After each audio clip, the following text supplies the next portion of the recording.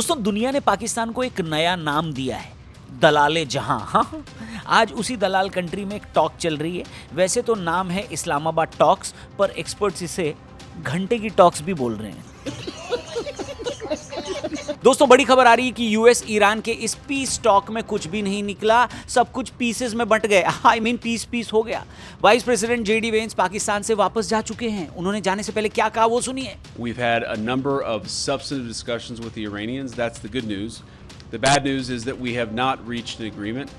And I think that's bad news for Iran much more than it's bad news for the United States of America. वैसे भी कई लोगों को इस piece talk पे भरोसा बिल्कुल नहीं था। इन मीटिंग्स का कोई सेंस ही नहीं था, क्योंकि इजराइल इसमें शामिल ही नहीं था। इसलिए दुनिया इस मीटिंग के बारे में कह रही थी, कीजिए मीटिंग, खेलिए मीटिंग, करते रहिए मीटिंग, आल हुआ मीटिंग। दोस्तों इस वीडियो में हम यही बात करेंगे कि जब अमेरिका ने वॉर शुरू ही इजराइल की वजह से की, तो पीस टॉक में इजराइल शामिल क्यों नहीं है। खैर, इस सो कॉल्ड पीस टॉक में अब तक हुआ क्या, पहले वो समझ लेते हैं। We go back to the United States having not come to an agreement. We've made very clear what our red lines are, what things we're willing to accommodate them on, and what things we're not willing to accommodate them on. And we've made that as clear as we possibly could. And they have chosen not to accept our terms. इस बड़ी बैठक के लिए दोनों देशों ने अपने भारी भरकम डेलीगेशन भेजे हैं। अमेरिका की तरफ से अमेरिका के उपराष्ट्रपति जेडी वेंस खुद टीम की अगुवाई कर रहे हैं। उनके साथ डोनाल्ड ट्रंप के खास आदमी स्टीव विटकॉफ और उनके दामाद जेरेड कुशनगर भी पहुंचे हैं।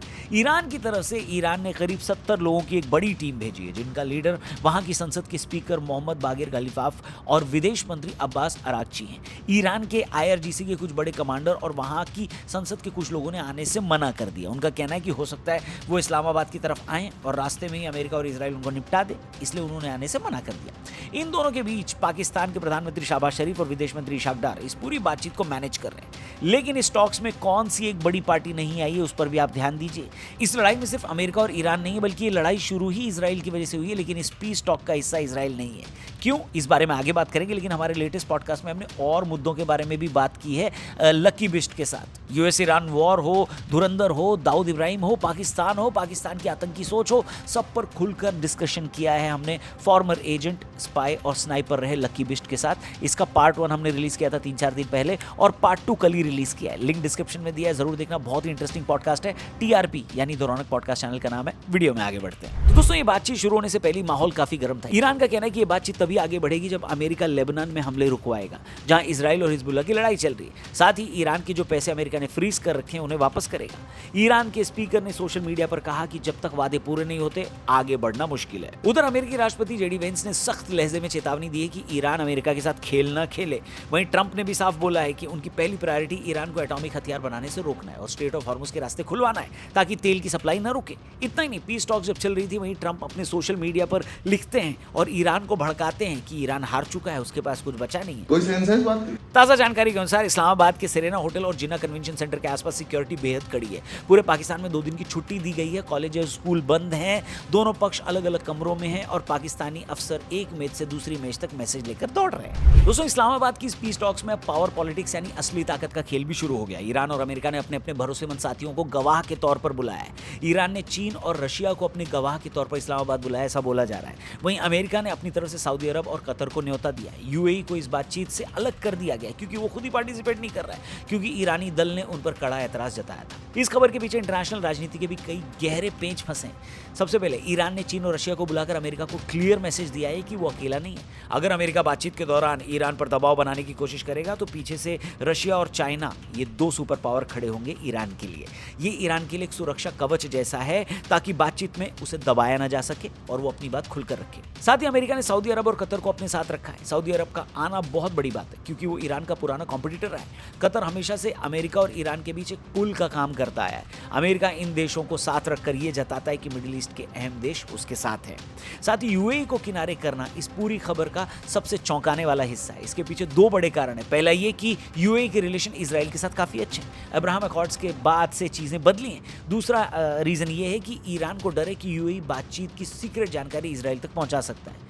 ईरान को लगता है कि UAE इस समय अमेरिका के इजराइल फर्स्ट वाले एजेंडे का ज्यादा समर्थन कर रहा है।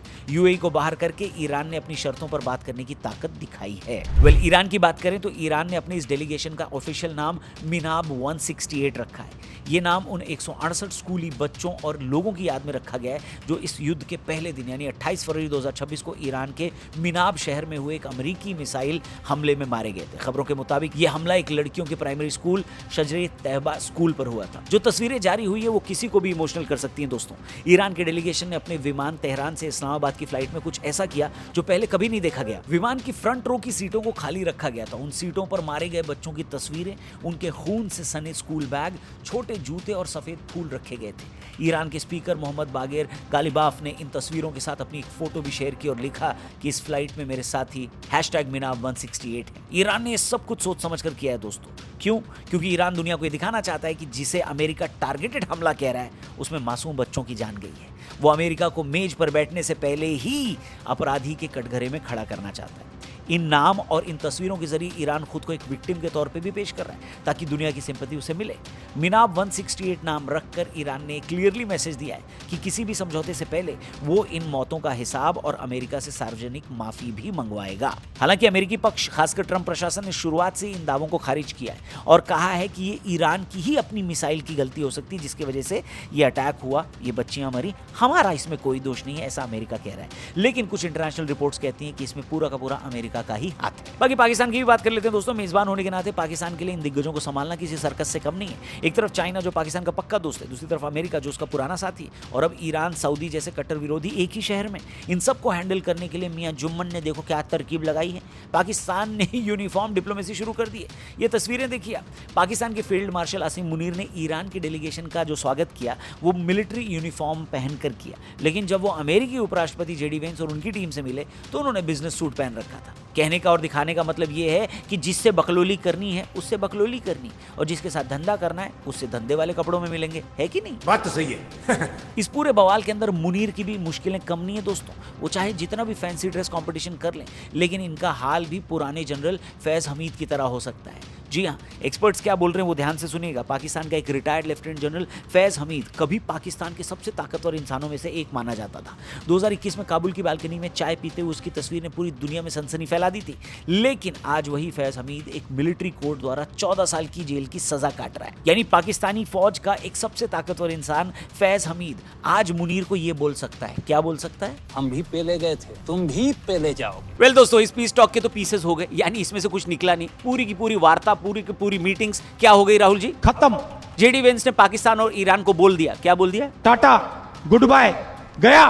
खैर चलते चलते आपको ये बता देते कि यूएस की कौन सी वो इंपॉर्टेंट डिमांड्स थी जो ईरान ने मानने से मना कर दिया और जिसकी वजह से बातचीत विफल रही, फेल रही। सबसे पहले तो ईरान ने बोला कि हम यूरेनियम एनरिचमेंट प्रोग्राम जारी रखेंगे। यूएस बोला था मत करो, वो बोला हम करेंगे।